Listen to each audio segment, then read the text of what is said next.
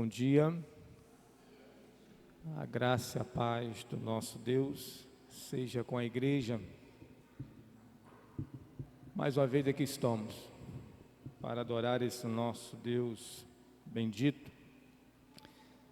Essa manhã linda, ao qual nós podemos contemplar a grandeza desse Deus maravilhoso.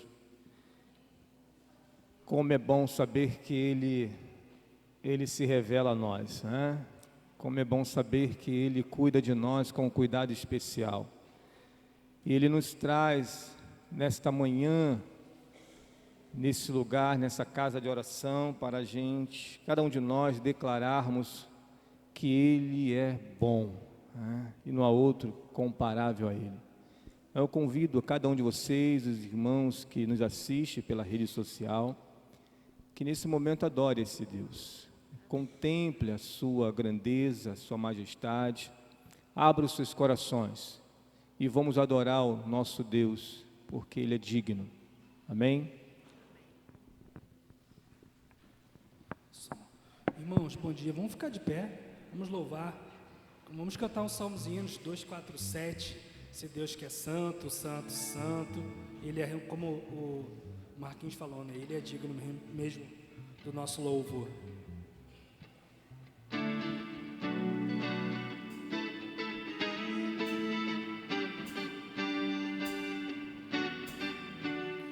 Santo, santo, santo, Deus onipotente,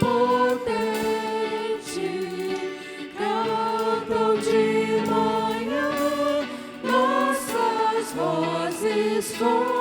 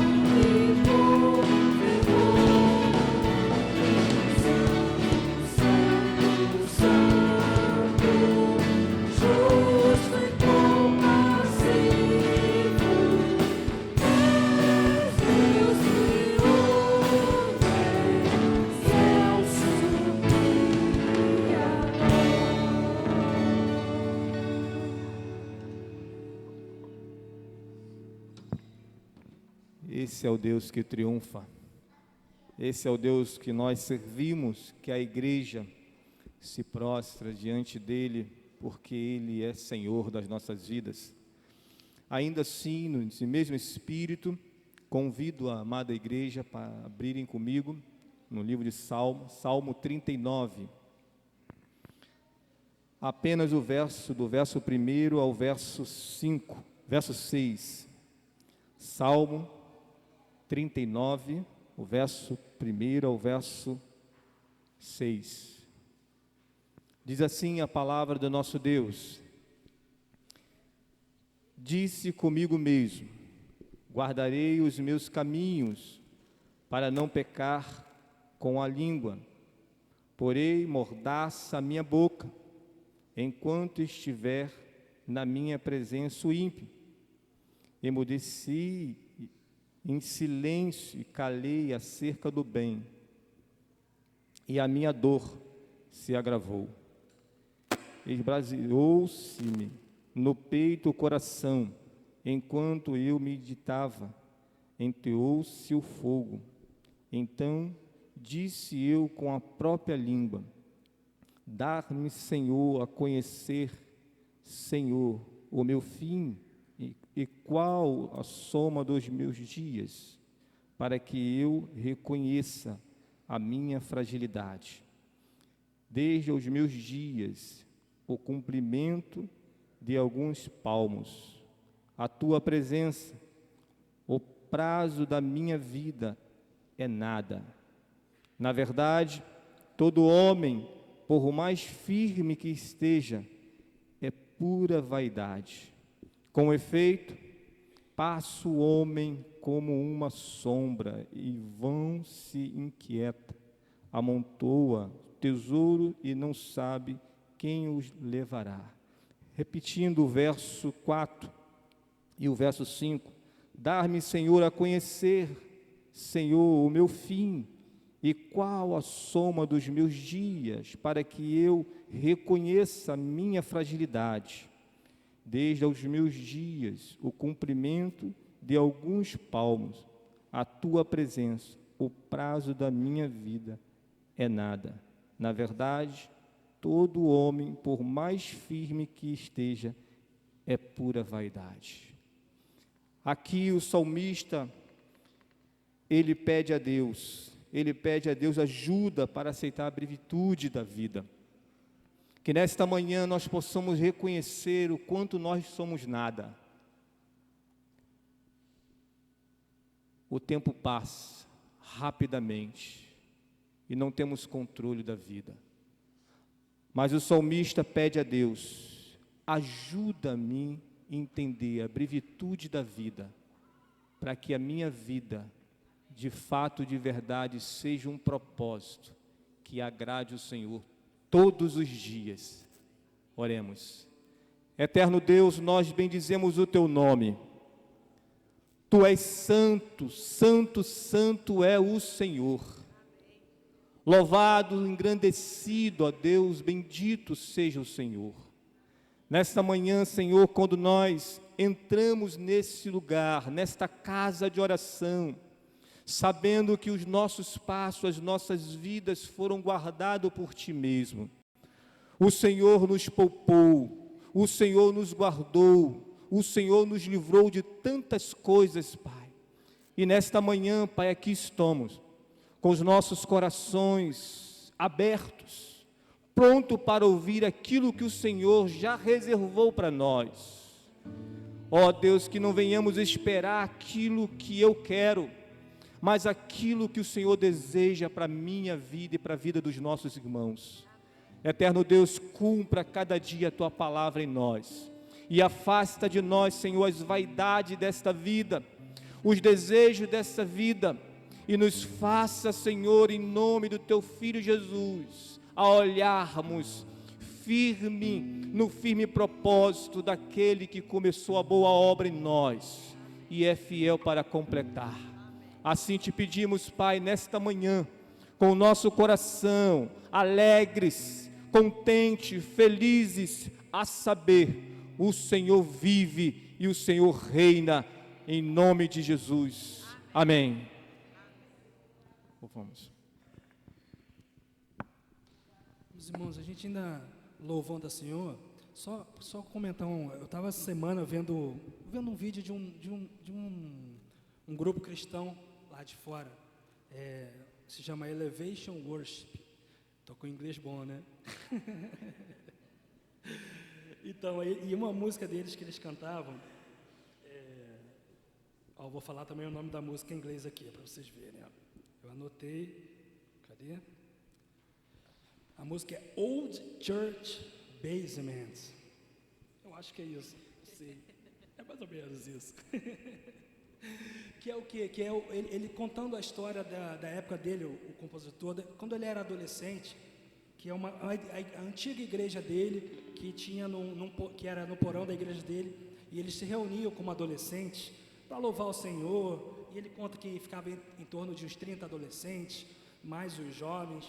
Ele conta na música que ele sempre louvava o Senhor com alegria, com todo o coração, e que hoje em dia ainda, esse mesmo aleluia que eles cantavam lá atrás, ele permanece hoje, às vezes com um ritmo um pouco diferente, mas ele lembra com um saudosismo gostoso. Assim como a gente lembra, a gente cantou agora há pouco os salmos e hinos, Santo, Santo, Santo. Quanto tempo ela foi escrita, né? E a gente ainda canta hoje, louva ao Senhor, e sempre tiveram músicas, mas a essência do louvor e a essência da música, ela permanece, e hoje a gente, como igreja do Senhor, a gente tem que continuar nesse mesmo propósito, aquele aleluia, aquilo que cantavam lá atrás, que os salmistas cantavam lá atrás, esse mesmo desejo, essa mesma vontade de louvar o Senhor deve permanecer, e o nosso coração deve realmente ser somente louvar o Senhor, porque como o Marquinho leu, a gente diante do Senhor, a gente não é nada, e a gente só tem mesmo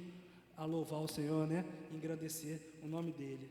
E a gente vai cantar, como a gente falou, o aleluia, a gente continuar cantando o aleluia ao Senhor, porque ele é digno do nosso louvor. Aleluia, aleluia, aleluia, teu amor me faz cantar. Aleluia, aleluia, aleluia, mais uma vez, teu amor me faz cantar. Aleluia, aleluia, aleluia, teu amor me faz cantar. Aleluia, aleluia, aleluia, teu amor me faz. Esse amor do Senhor que é incrível. Teu amor é incrível, firme e constante, como uma rocha sobre os meus pés. Ele me sustenta, isso é um mistério. Quando estou cercado, ele me conduz. Aleluia, aleluia, aleluia, teu amor me faz cantar. Aleluia, aleluia, aleluia, teu amor me faz cantar. Teu amor surpreende, é surpreende, alegria imensa, sempre a mim, sempre que te vejo, brilha a tua vontade, nasce um novo mundo, aleluia, aleluia, aleluia, aleluia, teu amor me faz cantar. Aleluia,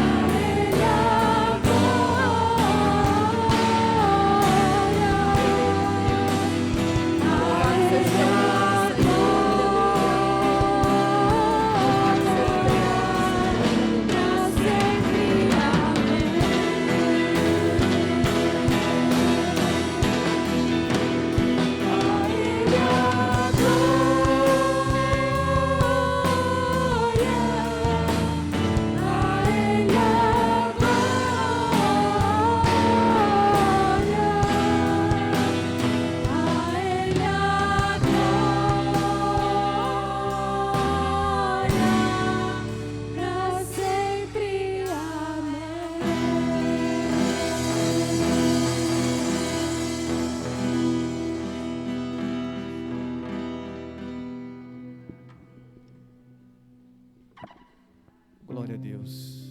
Glória a Deus. Pode se sentar, igreja. Glória a Deus. Temos pouco anúncio. O primeiro dele é informar a igreja que hoje nós teremos Santa Ceia, a comunhão dos santos. E aqueles que estão em plena comunhão com o nosso Deus estão convidados, não esqueçam, Santa Ceia do nosso Deus, hoje à noite. Cláudio está por aí?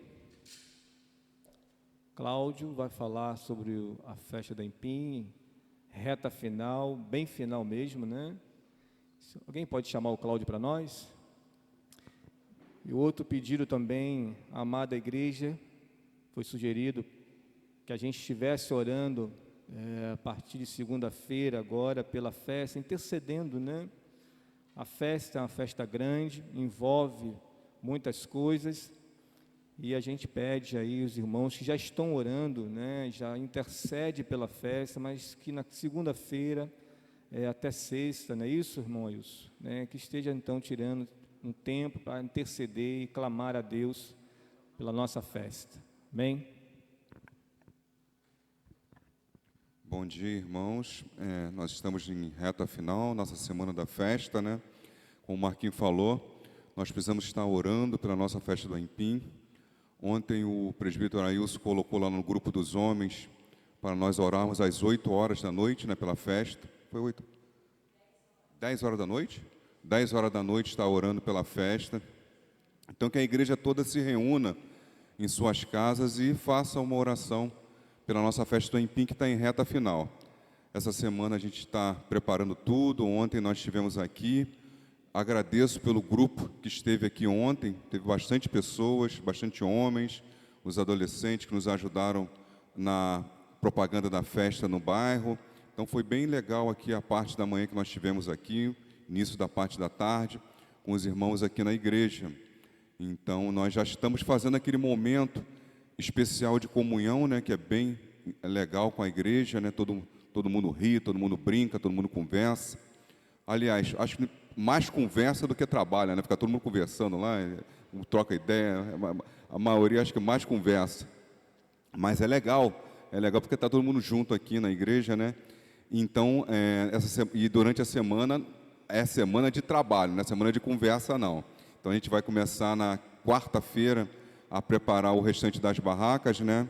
E a gente vai colocar na igreja, no WhatsApp da igreja, uma agenda para a gente acompanhar direitinho ali os dias, para a gente poder não se perder. Vou pedir para os irmãos, aviso, hoje é o último dia que nós estamos aceitando o cartão a R$18. A partir de amanhã vai ser R$20. Quem quiser comprar durante a semana, já vai ser R$20, no dia da festa, o mesmo preço, R$20. Então, quem quiser aproveitar a promoção até hoje à noite, nós vamos estar na igreja, agora a parte da manhã, você pode pegar o cartão e ainda vai estar R$18. 3 fichas no restaurante, os demais barracas, 1 ficha, tá bom? Então, vocês conversem com quem for comprar, né? Essa semana estavam até me perguntando como é que funciona. 3 fichas por restaurante, demais barracas, 1 ficha, tá bom? Então fiquem bem atentos a isso. E acompanhem os nossos trabalhos. A gente gostaria que os irmãos estivessem nos ajudando aqui. Nós ainda estamos precisando de leite de coco e margarina. Quem puder trazer à noite, a gente ainda está aceitando ainda, depois a gente vai ter que comprar. Então, irmãos, que vocês possam estar juntos em oração pela nossa festa do Empim.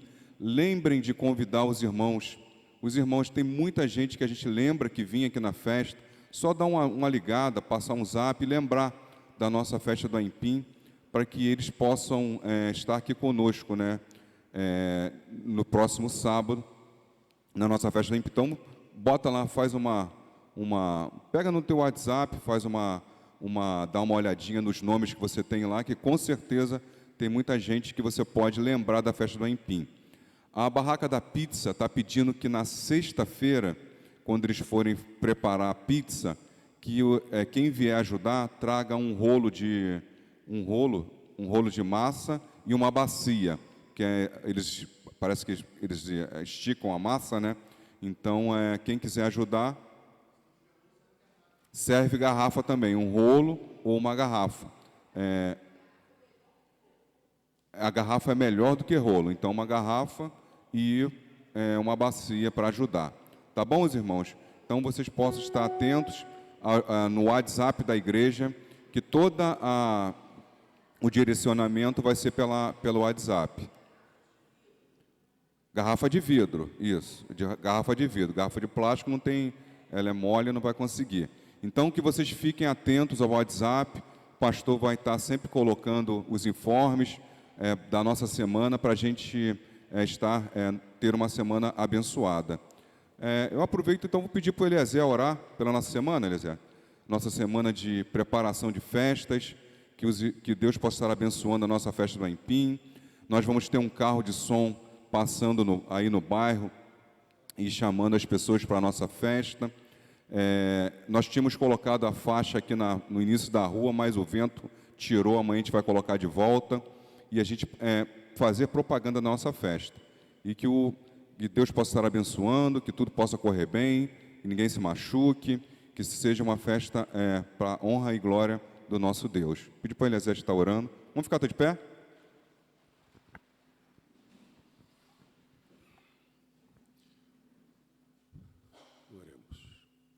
Nosso Deus e Pai celeste, damos-te graças, Senhor, por nos permitir estar nesta manhã deste dia tão agradável, aqui, Senhor, na Tua casa.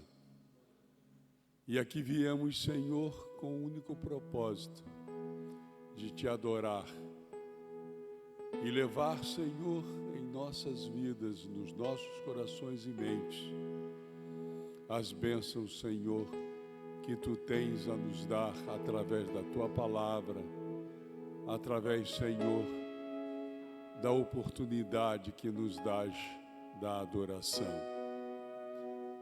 Te agradecemos, Senhor, por essa festa do Aipim, festa tradicional nossa, em que, Senhor, a igreja toda se envolve.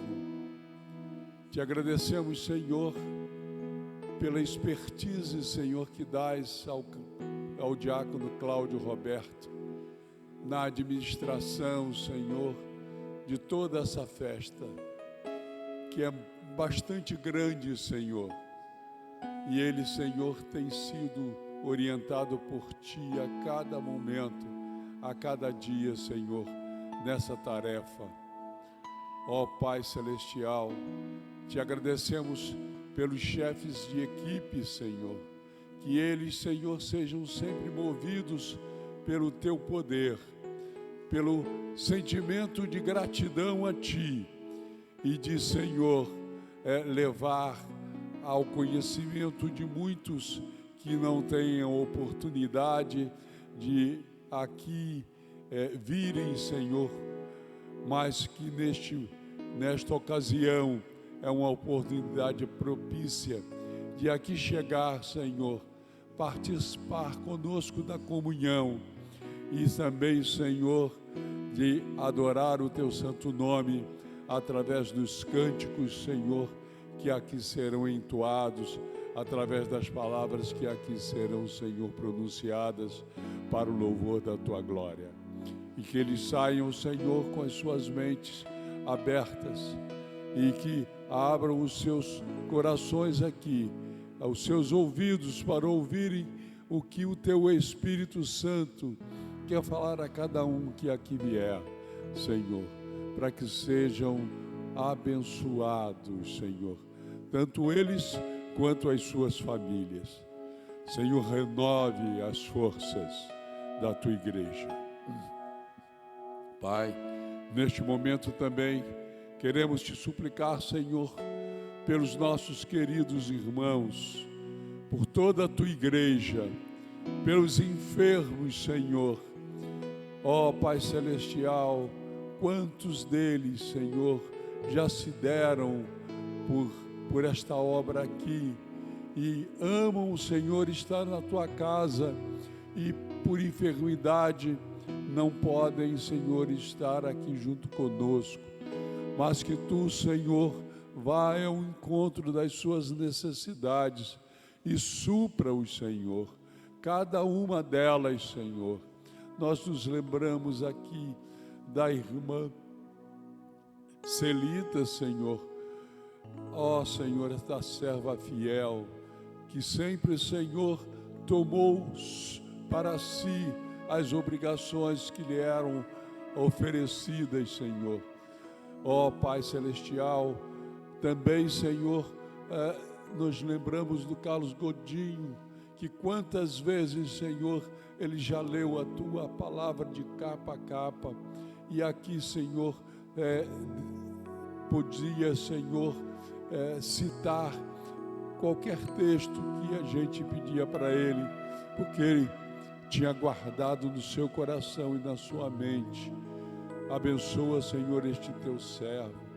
Te damos graças pela Sueli, Senhor, que está aqui conosco, pela Dona Glorinha, Senhor, que também está aqui conosco.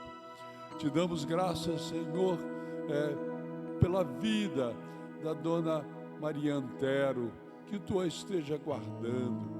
A Ana Cláudia, Senhor, aquela moça e o seu filho, que Tu, Senhor, removas todo o mal, Senhor, toda as ações, Senhor, das potestades dos ares na vida daquela família. Ó Pai Celeste, a Dona Neuza, tão querida nossa, que também tem dificuldades de se locomover. Abençoe esta Tua serva também, Senhor. Existem outros irmãos e neste momento nós não nos recordamos, mas Te damos graça pela nossa irmã, Senhor, Eliana Brasil, que esteve, Senhor, internada e hoje está aqui conosco. Tu a trouxeste para nos dar alegria, Senhor, e trazer alegria ao seu coração em poder adorar o Teu santo nome. Fortaleça essa Tua serva também, Senhor. A Eliana, Senhor, Lobão, e ao seu filho Marcelo, Senhor. Ó Pai Celestial, guarde a esses Teus filhos e supra as suas necessidades. Existem, Senhor, outros que estão aflitos. Existem, Senhor, outros, Senhor, que estão abatidos nas suas almas, no seu ânimo. Ó Pai, que Tu venhas animá-los e venhas, Senhor, levantá-los com o poder da Tua glória. Ó Pai Celestial, abençoe a toda a Tua igreja. Abençoe, Senhor, o ministério do pastor Márcio Caldas, juntamente com a Elaine aqui. Que o Teu Espírito esteja sobre eles, Senhor, e que haja, Senhor, aqui na Tua igreja sempre o Espírito, Senhor, de Te adorar. Vir à igreja para aqui Te adorar, ao Senhor a santidade. Te agradecemos, Senhor, por tudo. Fica conosco, dá-nos a Tua paz e abençoe-nos, Senhor, no decorrer deste dia.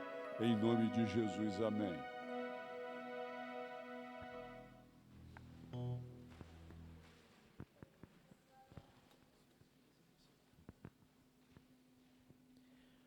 Bom dia a todos, amém? Graça e paz. Nessa manhã, primeiro domingo do mês de agosto, infelizmente nessa manhã nós não estamos online, nós não estamos com a projeção do culto porque estamos com problemas técnicos, mas o culto será disponibilizado depois nas redes sociais, né? Nossos irmãos em casa não estão acompanhando ao vivo conosco, mas aqueles que estão acompanhando após a gravação, após a publicação, que o Senhor possa estar convosco, que o Senhor possa estar nesse momento, trabalhando nos seus corações para a meditação da palavra do Senhor. Como o diácono Cláudio falou aqui, ontem nós tivemos um mutirão intenso aqui na igreja, homens e mulheres, as mulheres auxiliando no bazar, arrumando ali o bazar, os homens arrumando a parte das barracas, algumas salas. Muitas pessoas estiveram aqui. Impossível citar o nome de todos, eu vou esquecer de alguns, mas graças a Deus nós nos mobilizamos, que o Senhor possa estar sempre munindo os nossos corações com esse sentimento juntos, para com a casa do Senhor, para com a obra dEle. E juntos estamos preparando essa grande festa. Festa do Aipim, que marca a nossa igreja, que faz parte da história da nossa igreja, e estamos celebrando a 27ª festa. Uma semana de dedicação que nós vamos ter, uma semana de oração. A festa do Aipim é muito mais do que vender alimento, do que vender um salgado, do que vender um restaurante, vender uma comida, do que arrecadar recursos para a obra da igreja.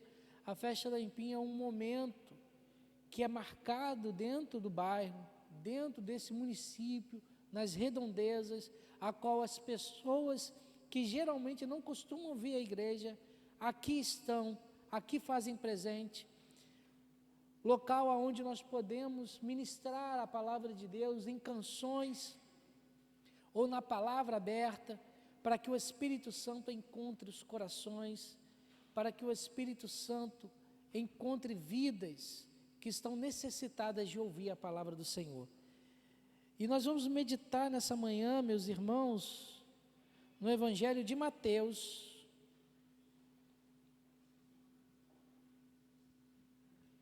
capítulo 4, do verso 23 até o 25. Lembrando que já foi anunciado aqui, estou reforçando nas pregações, a partir do dia 4 de setembro, nós entraremos no Sermão do Monte, na meditação do livro de Mateus. Nós começaremos a nos dedicar nesse fabuloso sermão do nosso Senhor Jesus Cristo. Meditaremos no sermão que o Senhor trouxe às pessoas da sua época, e não só para a sua época, para todas as épocas.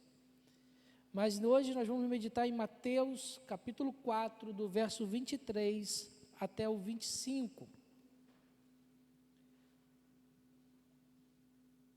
Diz assim a palavra do Senhor: E percorria Jesus toda a Galiléia, ensinando nas sinagogas, pregando o evangelho do reino e curando toda a sorte de doenças e enfermidade entre o povo.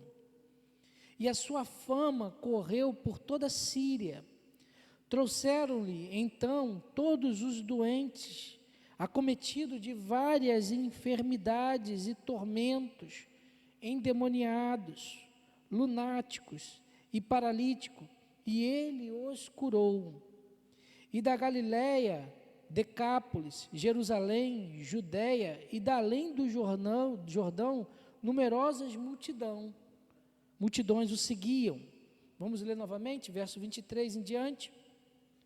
Percorria Jesus toda a Galiléia, ensinando nas sinagogas, pregando o evangelho do reino e curando toda sorte de doenças e enfermidades entre o povo.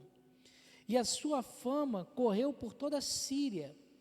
Trouxeram-lhe então todos os doentes, acometidos de várias enfermidades e tormentos, endemoniados, lunáticos e paralíticos, e ele os curou.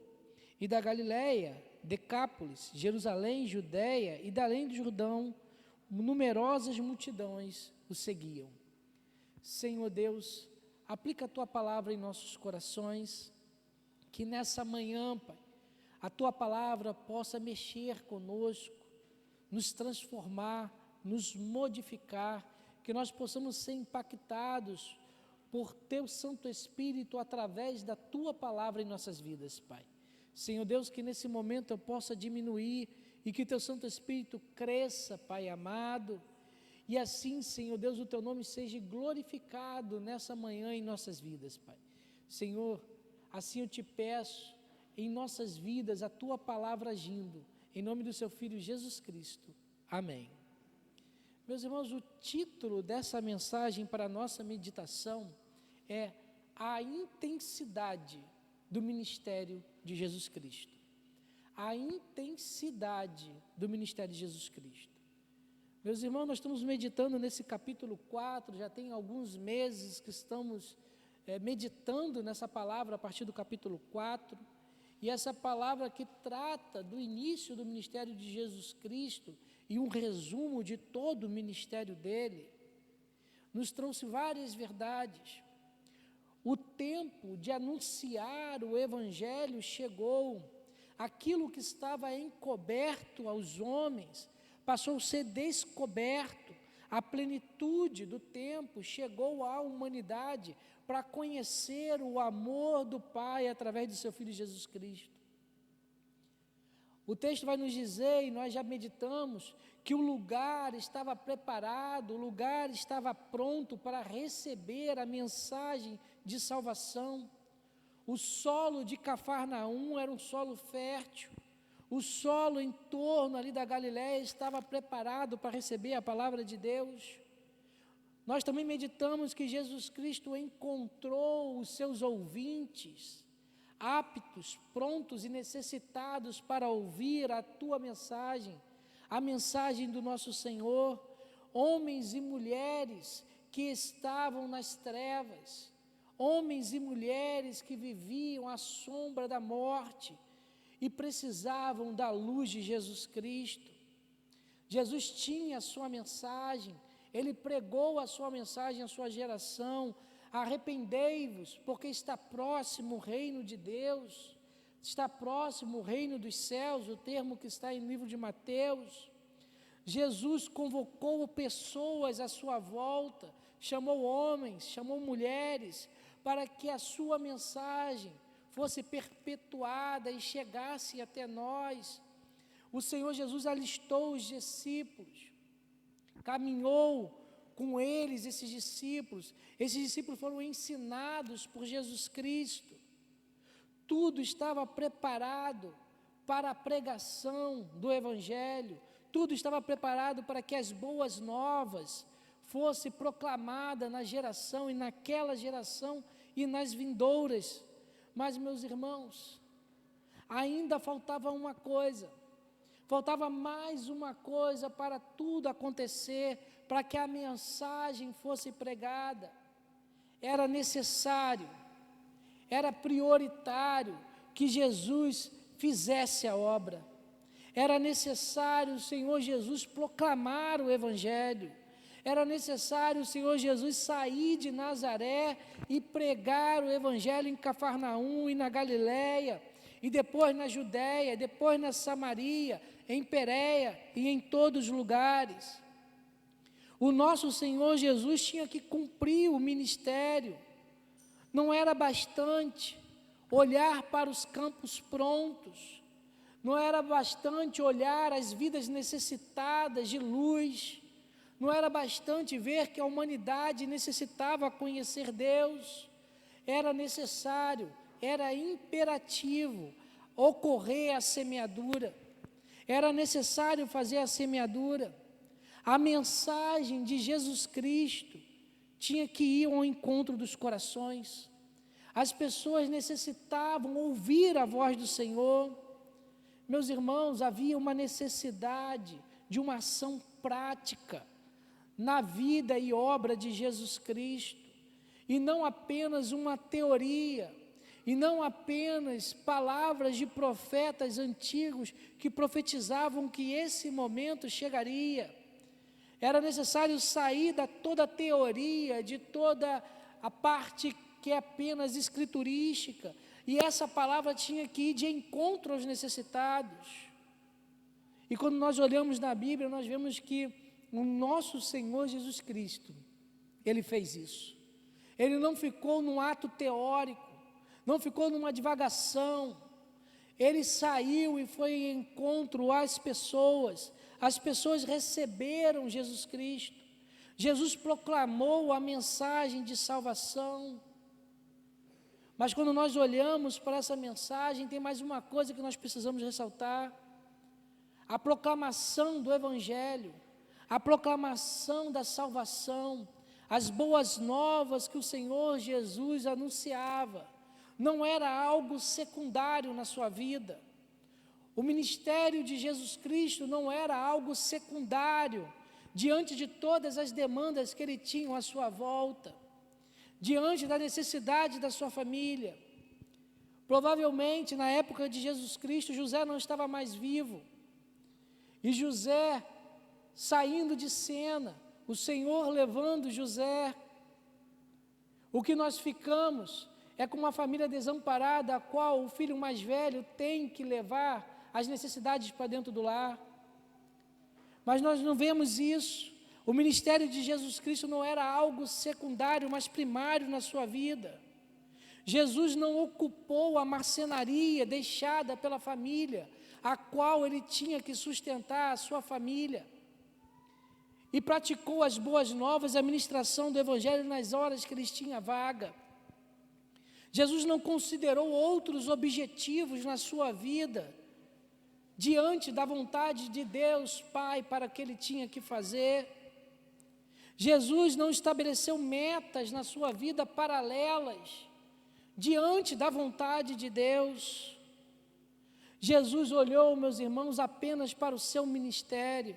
Jesus olhou para aquilo que o Senhor queria para a vida dele, e todo o resto, e todas as necessidades à sua volta se tornaram secundárias. Jesus Cristo tinha necessidade como homem, tinha necessidade de se alimentar, tinha necessidade de estar no meio das pessoas, tinha necessidade de saber como estava a sua mãe. No entanto, no dia da crucificação, o texto vai dizer lá de João, que o Senhor Jesus na cruz vira para o discípulo que mais amava e fala que, filho, aí está a sua mãe, aí está o seu filho. Vira para ele, tentando e conduzindo assim a necessidade da sua família para aquele momento. Mas quando nós olhamos para a vida e obra do nosso Senhor Jesus Cristo aqui na terra, Cristo só tinha um objetivo: fazer a vontade de Deus. Jesus fez a vontade de Deus com intensidade. Meus irmãos, quando nós olhamos, nós vemos que Jesus fez a vontade dele, a vontade de Deus com intensidade. Verso 23. O verso 23 vai dizer o seguinte: percorria Jesus toda a Galileia. Só um minutinho, quer levar lá para baixo? Luciana, leva lá para baixo. Pode dar assistência ali, ô Fabiano?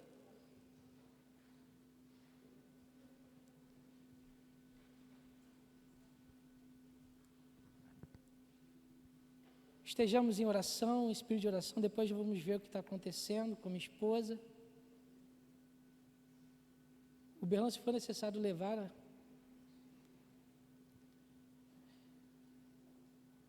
Verso 23, meus irmãos, vai dizer que Jesus percorria toda a Galileia. Jesus fez o seu ministério com intensidade. Jesus fez com intensidade. Quando nós olhamos para a história, o historiador do primeiro século, Flávio Joséfo, ele registra na história dos hebreus que na região da Galileia havia cerca de 200 cidades, 200 vilas, cidades e vilas, amontoada e espalhada por toda a Galileia. E a Bíblia vai dizer que com vigor, Jesus cumpria a vontade de Deus. Com vigor, cumpria a vontade de Deus. A proclamação do Evangelho em Jesus Cristo era vivo. A proclamação do Evangelho de Jesus Cristo era impetuoso. A proclamação do Evangelho era expressivo. O texto vai dizer que toda a Galileia recebeu a mensagem do nosso Senhor Jesus Cristo. Cristo andou em todas as estradas da Galileia, de cidade em cidade, de vila em vila. Isto porque o nosso Senhor Jesus Cristo exerceu o seu chamado, exerceu o seu ministério com intensidade. Agora, meus irmãos, quais e com que Jesus exerceu com intensidade o seu ministério? quais foram as ações e as atividades que o nosso Senhor Jesus Cristo exerceu com tanta intensidade? Quais foram as ações que o nosso Cristo empregou toda a sua energia? Quais atividades que Jesus investiu realmente em toda a sua envergadura de chamado? Aquilo que Deus tinha para a vida dele, aquilo que o Pai conduziu nos 3 anos de ministério, quais foram as atividades principais? Quando nós olhamos para esses 3 versículos que nós lemos, o texto nos ensina que Jesus investiu em 3 atividades específicas no seu ministério. Houve 3 necessidades, a qual o Senhor olhou para aquilo qual Deus tinha chamado para ele, a qual o caminho de salvação estava se abrindo, e ele dedicou a sua vida e o seu ministério em torno dessas atividades. A primeira atividade que o nosso Senhor Jesus Cristo exerceu intensamente é que Jesus se dedicou intensamente ao ensino.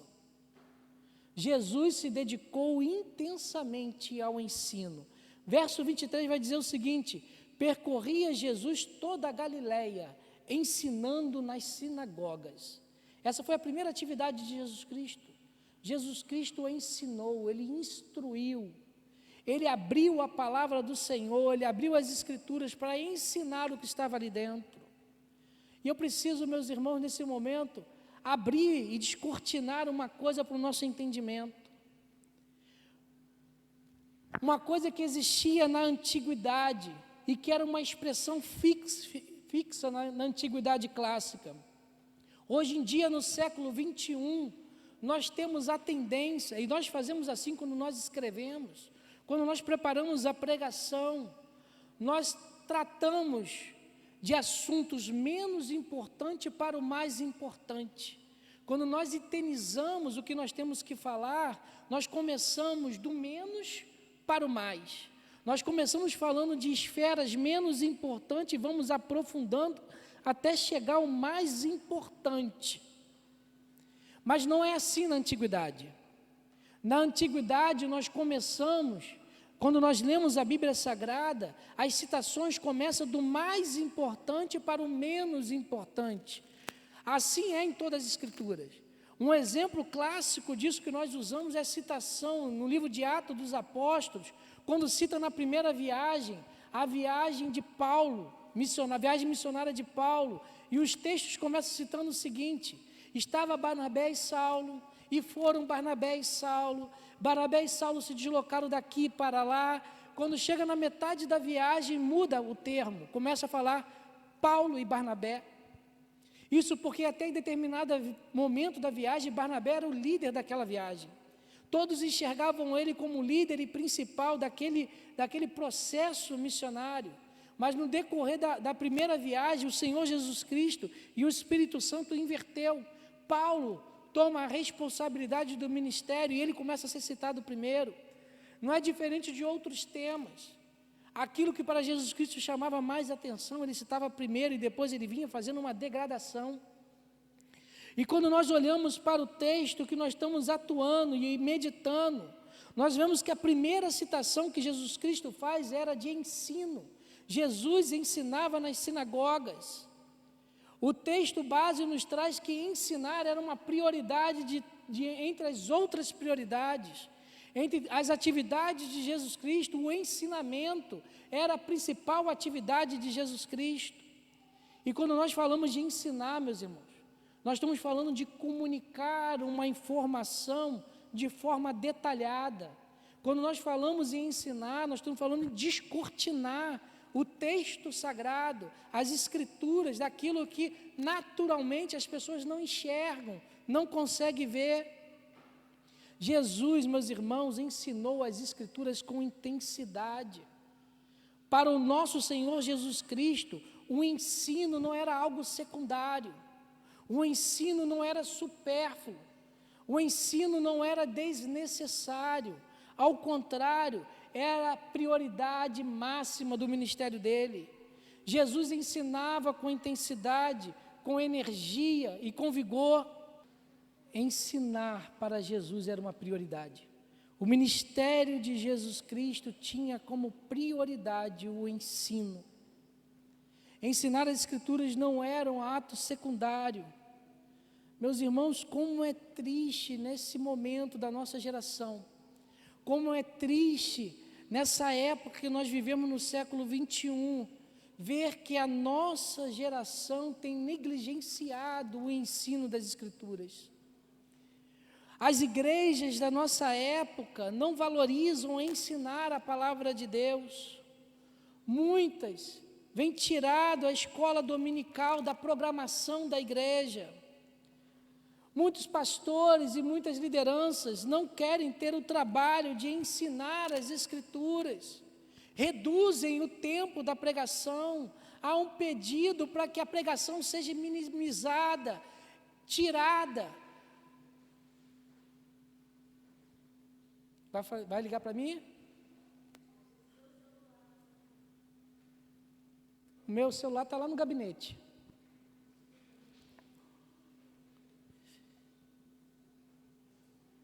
As igrejas, meus irmãos, vêm minimizando ao ensino da palavra de Deus. Escolas dominicais que estão sendo retiradas. Tempo de pregação.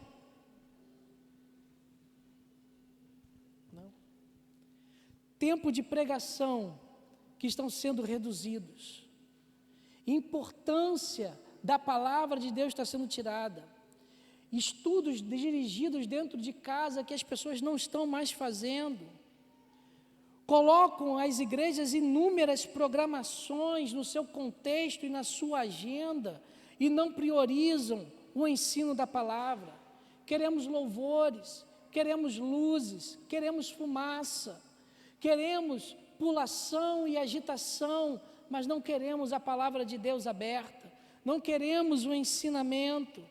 Meus irmãos, os crentes da nossa época não querem aprender sobre a palavra de Deus, fecham os ouvidos para meditar na palavra. É fácil nós vemos isso, é só nós observarmos a escola dominical, só nós vemos a frequência daqueles que vêm à escola, olhamos para o nosso culto de doutrina e vemos aqueles que frequentam e querem estudar a palavra de Deus. A nossa geração se fecha à palavra, não quer ouvir, não quer aprender.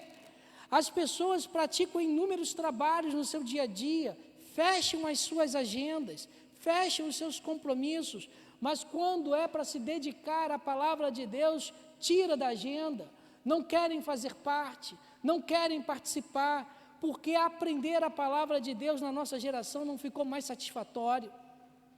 Enquanto nós olhamos para a Escritura, que era primordial no ministério de Jesus Cristo, ensinar a sua palavra, ensinar a palavra de Deus. Quantos negligenciam o ensino da palavra do Senhor e as Escrituras na sua vida? Em Hebreus capítulo 5, verso 13 e 14, o texto vai dizer o seguinte: ora, todo aquele que se alimenta de leite é inexperiente na palavra de justiça, porque é criança. Mas o alimento sólido é para os adultos, para aqueles que, pela prática, têm as suas faculdades exercidas para discernir não somente o bem, mas também o mal. Meus irmãos, nós fomos chamados não para sermos criança, não para termos alimentos inexperientes e leite, nós fomos chamados para ter alimentos sólidos, para que a palavra de Deus possa crescer em nossas vidas e nós temos discernimento a partir da palavra, do bem e do mal. Somente estudando as Escrituras nós amadurecemos o nosso homem interior, somente estudando as Escrituras nós deixamos a fase de meninos da fé e nos tornamos crentes adultos experimentados, prontos para discernir entre o bem e o mal. Jesus ensinou, meus irmãos, com intensidade. Ele priorizou o ensino das Escrituras. Nós não podemos negligenciar a instrução nas nossas vidas. Segunda atividade que o texto nos traz, a segunda atividade que foi prioridade de Jesus Cristo, é que Jesus se dedicou intensamente à pregação. O verso 23 vai continuar dizendo: percorria Jesus toda a Galileia, ensinando nas sinagogas, pregando o evangelho do reino. Meus irmãos, pregar a palavra é diferente de ensinar. A pregação pode ter ensino. Eu trouxe aqui no início da pregação um ensino sobre a forma de expressão judaica. A pregação pode conter elementos de ensino, mas na pregação o ensino não é prioritário. Enquanto ensinar, meus irmãos, é comunicar uma informação de forma detalhada. Pregar é comunicar, anunciar, proclamar uma mensagem. O pregador é um arauto de Deus. O pregador, ele anuncia a mensagem de Deus. E quando nós olhamos para o ministério de Jesus Cristo, Jesus foi o pregador. Não houve nenhum pregador maior do que ele. Jesus pregou efetivamente a mensagem de Deus. Jesus pregava com a sua voz, ele pregava com a sua atitude, ele pregava com o seu comportamento. As pessoas, quando ouviam Jesus falar, ouviam a mensagem de Deus. Quando Jesus chegava em algum lugar e as pessoas viam Jesus andar, as pessoas viam um homem de Deus andando. Quando Jesus entrava em algum lugar, em algum ambiente, o ambiente se transformava e modificava, porque Jesus, o Filho de Deus, estava naquele lugar.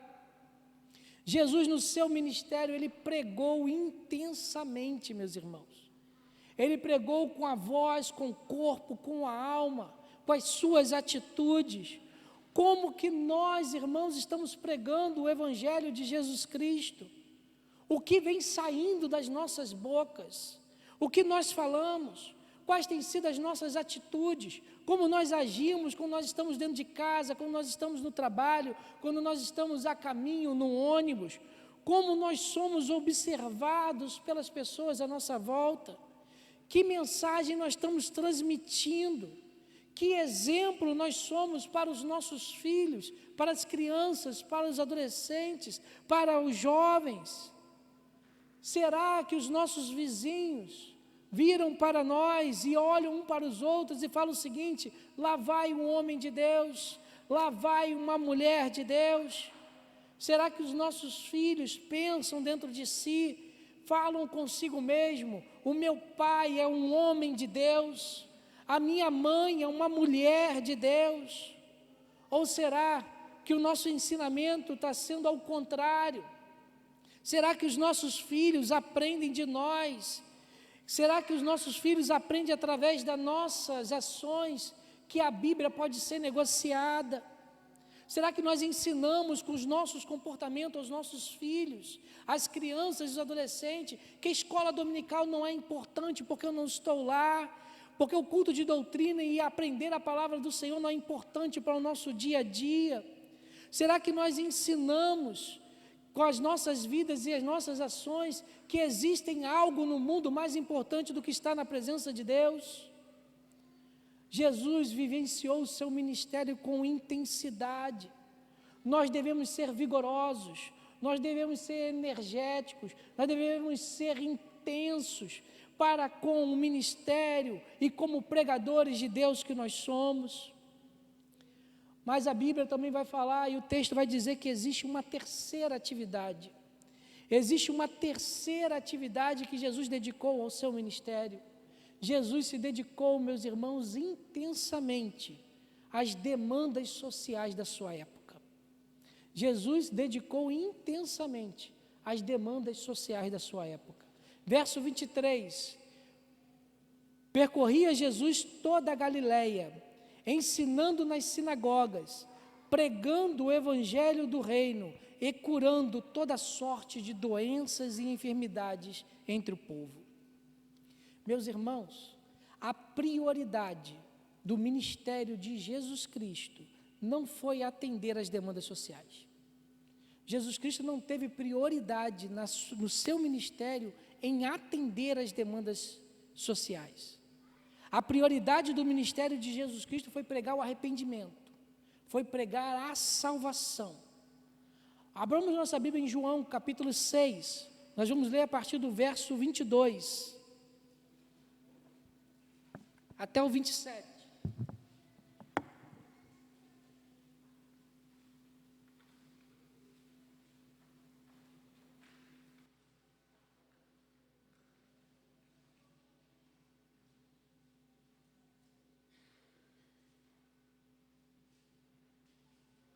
Evangelho de João, capítulo 6, do verso 22 ao 27. Esse texto que nós vamos ler, ele procede à multiplicação dos pães e dos peixes, a qual o Senhor, preocupado com a necessidade daqueles que estavam ouvindo a sua mensagem e os seus ensinamentos foram alimentados. Aí aconteceu isso, esse fato do 22 até o 27. No dia seguinte, a multidão que ficara do outro lado do mar notou que ali não havia senão um pequeno barco e que Jesus não embarcara nele com seus discípulos, tendo esses partido sós. Entretanto, outros barquinhos chegaram a Tiberíades, ou Mar da Galileia, perto do lugar onde comeram o pão, tendo o Senhor dado graças. Quando, pois, viu a multidão que Jesus não estava ali, nem os seus discípulos, tomaram os barcos e partiram para Cafarnaum à sua procura. E tendo encontrado no outro lado do mar, lhes perguntaram: Mestre, quando chegaste aqui? Respondeu-lhes Jesus: em verdade vos digo que me procurais, não porque vistes sinais, mas porque comestes dos pães e vos fartastes. Trabalhai não pela comida que perece, mas pela que subsiste para a vida eterna, a qual o Filho do Homem vos dará, porque Deus o Pai o confirmou com o seu selo. Meus irmãos, esses homens e mulheres que estavam aqui, estavam atrás do Senhor Jesus, por aquilo que Jesus podia dar. Viram a multiplicação dos pães e viram as suas demandas sociais resolvidas em Jesus Cristo. Mas Jesus Cristo chega e dá um balde de água fria naquelas pessoas. Vocês não estão procurando a mim pela salvação que eu posso trazer, não pelo evangelho do reino, o evangelho dos céus, o reino dos céus que está chegando, mas vocês estão à minha volta procurando aquilo que eu posso dar para vocês. Meus irmãos, o ministério de Jesus Cristo não teve como prioridade as demandas sociais da sua época, mas Jesus Cristo não ficou alheio a elas. Jesus Cristo não ficou alheio. A primazia, a prioridade foi o ensinamento. Depois Jesus se dedicou à pregação e Jesus também agiu intensamente diante das demandas sociais da sua época. Jesus atuou nas demandas, sim, meus irmãos, da necessidade do homem, ainda sem perder o seu foco. Jesus viu as demandas do homem, a necessidade, a dor e o sofrimento, mas ele não perdeu o foco. O foco de Jesus Cristo, a visão e o caminho de Jesus era anunciar o reino dos céus, era anunciar a salvação. E é só depois Jesus veio e resolveu os problemas das demandas sociais. Enquanto Jesus Cristo ensinava as Escrituras, Jesus alimentava a multidão. Enquanto Jesus pregava o evangelho do reino, Jesus curava as pessoas. Enquanto os reinos dos céus eram proclamados, vidas eram saradas. Jesus dedicou intensamente às demandas sociais, ele não fechou os olhos para isso, mas ele não perdeu o seu foco. Meus irmãos, o Filho de Deus observou cada demanda do ser humano. As nossas demandas foram observadas por Jesus Cristo. Jesus olhou para nós, olho no olho, frente a frente, enxergou as nossas necessidades e Ele agiu intensamente sobre essas necessidades. Quando o nosso Senhor Jesus Cristo olhou para o ser humano, Ele encontrou 3 demandas, encontrou 3 necessidades principais que precisavam ser corrigidas diante da sociedade. Verso 24, meus irmãos, diz o seguinte: e sua fama correu por toda a Síria. Trouxeram-lhe então todos os doentes, acometidos de várias enfermidades e tormentos, endemoniados, lunáticos, paralíticos, e ele os curou. Meus irmãos, a primeira demanda que o Senhor encontrou em nós, a primeira demanda que o Senhor encontrou nos seres humanos, foi uma demanda espiritual. O texto vai dizer o seguinte: Jesus curou os endemoniados. O ser humano, meus irmãos, possui um problema. Nós temos um problema que nos afeta por inteiro.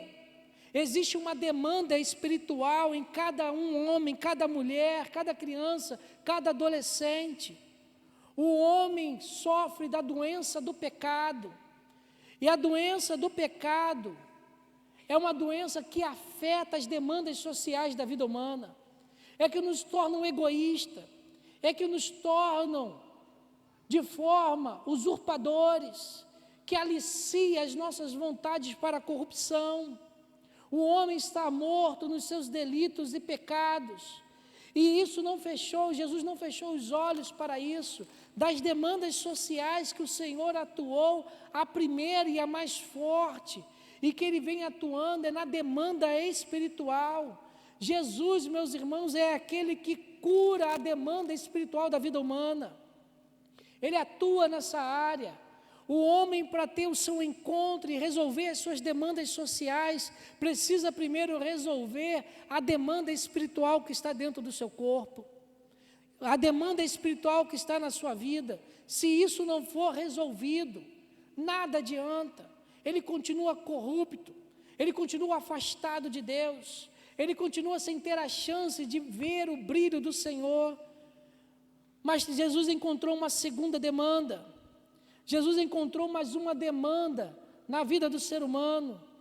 Jesus encontrou que o homem dependia e tinha uma demanda psicológica na sua vida.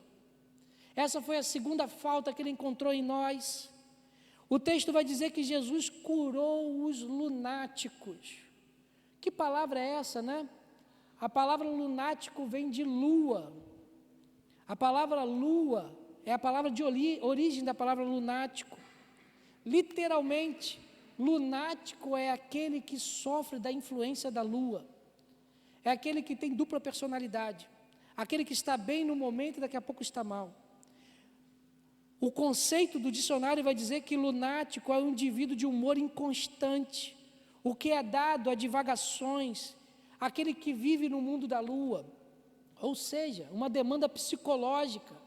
E Jesus não ficou alheio a essa demanda da sua época. Jesus curou aqueles que tinham demanda psicológica.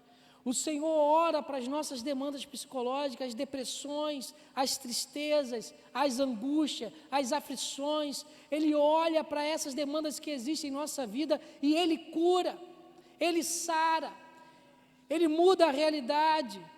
A terceira demanda que o texto vai dizer é que Jesus encontrou em cada um de nós uma demanda física. O texto do verso 24 vai dizer que Ele curava os paralíticos. E nós temos que entender essa palavra, meus irmãos, como uma expressão representativa. Quando o texto fala que Jesus curou os paralíticos, aqui está a soma de todas as doenças, porque a paralisia na antiguidade era a pior das demandas físicas do ser humano. Era justamente a desagregação da vida social de um ser humano. Diante da paralisia existia uma eterna dependência. A família ficava presa e amarrada à pessoa dependente de paralisia, tendo que levar as pessoas para todos os lugares e resolver as suas necessidades. Uma pessoa paralítica havia a situação de mendicância, era necessário que ela mendigasse. Havia a questão da vergonha pública desses paralíticos. Todas as enfermidades, meus irmãos, estão representadas nesse termo de paralisia, dos paralíticos e da cura dos paralíticos. Meus irmãos, Jesus curou as demandas físicas do homem. Não houve uma necessidade do homem a qual o Senhor Jesus Cristo não tenha observado. Nada passou desapercebido diante do Filho de Deus. Nós fomos observados. Ele olhou e veio ao nosso encontro. E a Bíblia vai dizer que o Senhor Jesus curou todas elas. O Senhor Jesus se dedicou com intensidade às demandas sociais. Meus irmãos, nós não podemos ficar alheio às necessidades do nosso século. Nós não podemos ficar alheios às demandas sociais da nossa época. Nós não podemos perder o nosso foco. A igreja do nosso Senhor Jesus Cristo veio para pregar a salvação. O nosso Senhor Jesus Cristo nos incumbiu de levar a mensagem do reino.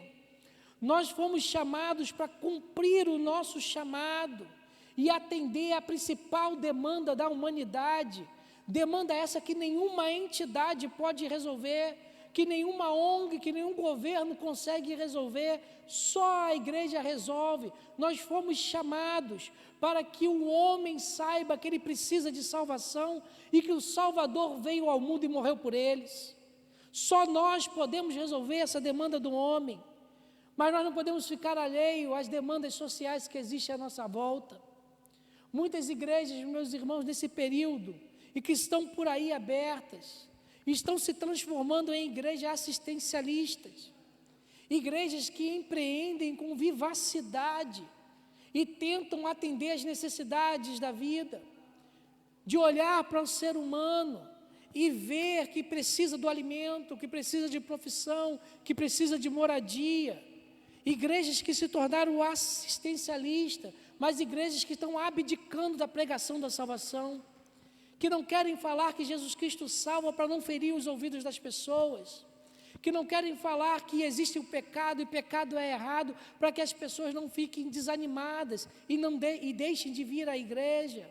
Estão preocupados com o assistencialismo, mas perderam o seu foco, que é a mensagem de salvação. Mas também, irmãos, existem outras igrejas que se fecham em si mesmas, que estão alheios às necessidades à sua volta, que pregam a mensagem de salvação, mas esquecem de orar para os necessitados. Nós, como igreja, não podemos estar nem no extremo nem no outro. Jesus não estava nesses extremos.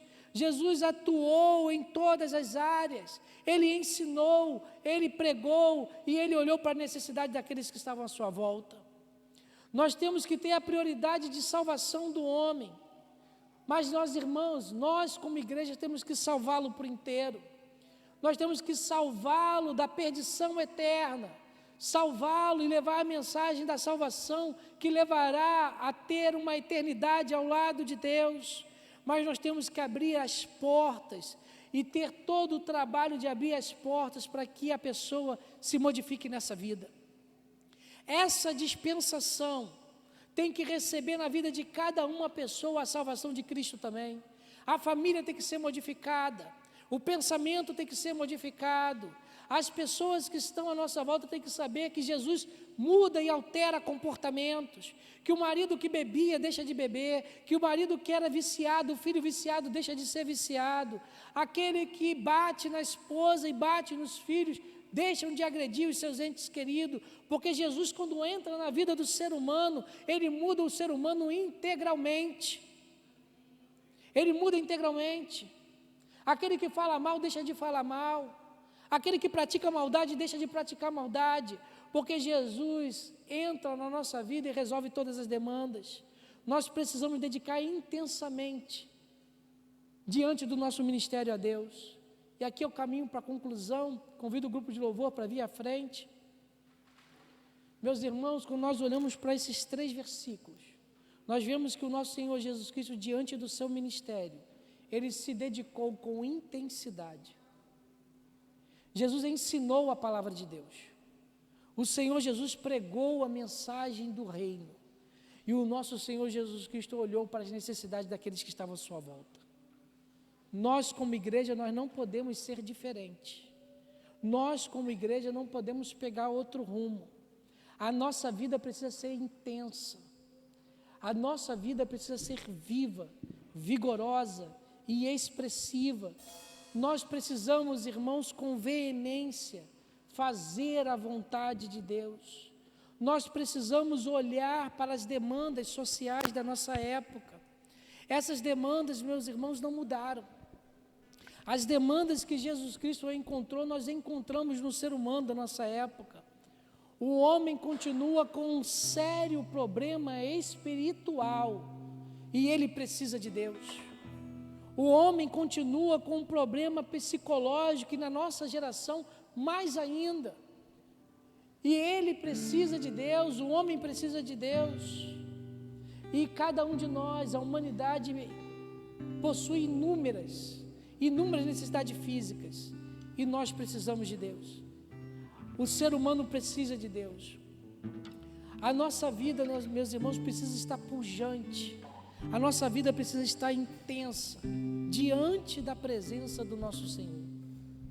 A festa do Aipim está chegando. Que nós possamos ser intensos nessa festa. Que nós possamos olhar para essa festa não como uma festa de aniversário, não como uma festa de casamento, não como uma festa qualquer que nós reunimos às portas fechadas, mas é um momento ao qual o Senhor abre e nos dá a oportunidade de ver o solo que está fértil para ser semeado. Que nós possamos semear a palavra do Senhor. Que a festa do Aipim possa ser um momento que nós venhamos semear a palavra do Senhor nos corações daqueles que estarão aqui. Como que nós estamos olhando para o mundo que nos cerca? Como que o nosso coração está preenchido? Como que nós estamos vivendo a nossa vida? De repente até hoje você esteve alheio a tudo isso, à sua volta. De repente você está apático. De repente você está inerte no seu ministério. Você está indiferente de tudo que está acontecendo à sua volta. Meus irmãos, Deus não nos chama para sermos menos. Deus nos chama para a sua casa, para nós sermos intensos. Intensos em oração, intensos em ensino, intensos em pregação. Mas nós precisamos nos colocar e precisamos colocar tudo diante de Deus. Nós precisamos abrir o nosso ser e colocar todas as nossas demandas diante do Senhor, para que depois nós possamos ver a demanda da sociedade que está à nossa volta. O nosso Senhor precisa controlar todo o nosso ser. Só assim, só dessa forma, nós veremos a paz que Ele pode trazer às nossas vidas. Só assim nós veremos com grande poder que Ele age em cada um de nós. Meus irmãos, Deus chama cada um de nós para vivermos a sua vontade em nossas vidas com intensidade, não com apatia, não olhando de forma secundária, mas com forma intensa, pois foi assim que o nosso Senhor Jesus Cristo viveu e fez o seu ministério na terra. Foi assim que os seus discípulos o observaram. Percorria toda a Judeia, 200 cidades e vilas que ouviram a proclamação do Evangelho. Vamos louvar o Senhor?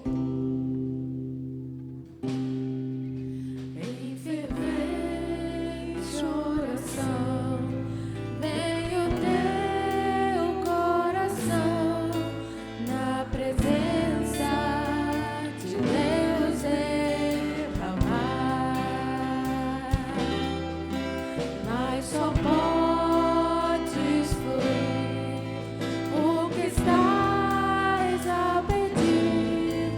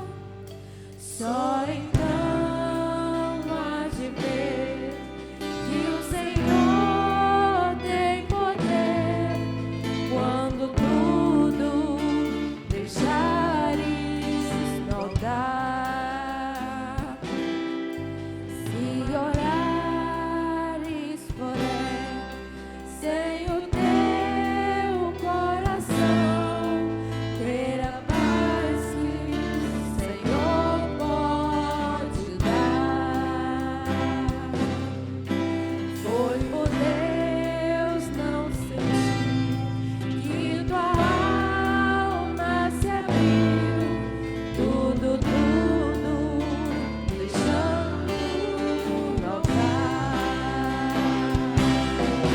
Como tudo perante o Senhor estiver, e todo teu ser Ele controlar. Só então has de ver que o Senhor tem poder quando tudo deixares no altar. Quando tudo perante o Senhor estiver. Vamos ficar de pé? E todo teu ser Ele controlar. Só então has de ver que o Senhor tem poder quando tudo deixares no altar.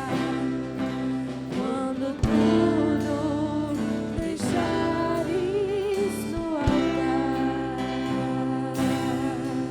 Quando tudo deixares no altar. Senhor Deus, Pai amado, o teu filho, quando esteve aqui na terra, nos deu o exemplo de como devemos te seguir. Ele foi intenso, ele priorizou a sua vontade, e a sua vontade foi cumprida naquele período. O seu filho entregou a sua vida, morreu, ressuscitou e estabeleceu, Senhor Deus, uma igreja santa e imaculada, salva pelo sangue do Cordeiro.